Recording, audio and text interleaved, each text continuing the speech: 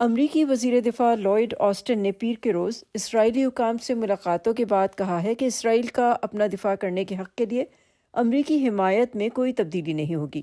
اپنے اسرائیلی ہم منصب کے ساتھ ملاقات کے بعد ایک پریس کانفرنس میں امریکی وزیر دفاع نے یہ بھی کہا کہ سویلینز کی حفاظت اسرائیل کی غزہ میں فوجی کارروائی کی حکمت عملی کا لازمی حصہ ہونا چاہیے۔ غزہ میں فلسطینی شہریوں کی حفاظت ایک اخلاقی فریضہ اور اسٹریٹجک لحاظ سے ناگزیر بھی ہے، لہٰذا ہم اسرائیل کے بنیادی حق یعنی اپنے دفاع کی حمایت کرتے رہیں گے، اور ہم لڑائی کے دوران شہریوں کے تحفظ اور غزہ میں شہریوں کی امداد کو بڑھانے پر زور دیتے رہیں گے۔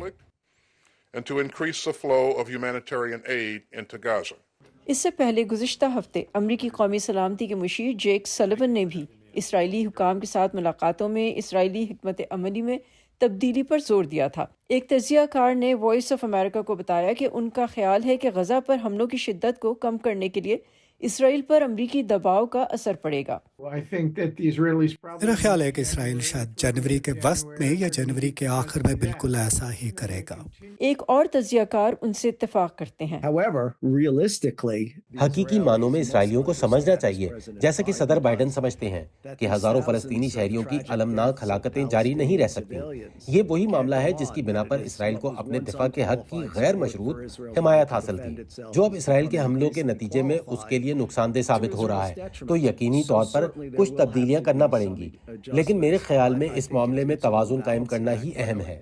امریکہ کی جانب سے اسرائیل پر دباؤ ایسے وقت پر آ رہا ہے جب خود اسرائیل کو اندرونی طور پر عوامی دباؤ کا سامنا ہے۔ چند روز پہلے اسرائیلی ڈیفنس فورسز نے تسلیم کیا کہ انہوں نے غلطی سے 3 اسرائیلی یرغمالیوں کو گولی مار کر ہلاک کر دیا، جو ہو سکتا ہے کہ یا تو رہا کیے گئے تھے یا حماس کے اغوا کاروں سے فرار ہونے کی کوشش کر رہے تھے۔ فائرنگ کا یہ واقعہ گزشتہ جمعے کو ایک فوجی آپریشن کے دوران پیش آیا۔ امریکہ اور دنیا بھر کے دوسرے حصوں میں غزہ میں اسرائیل کی بمباری کے خلاف مظاہرے جاری ہیں۔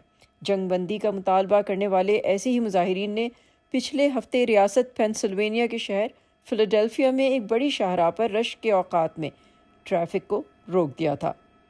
سنڈی سین کے ساتھ صبا شاہ خان، وائس آف امریکہ۔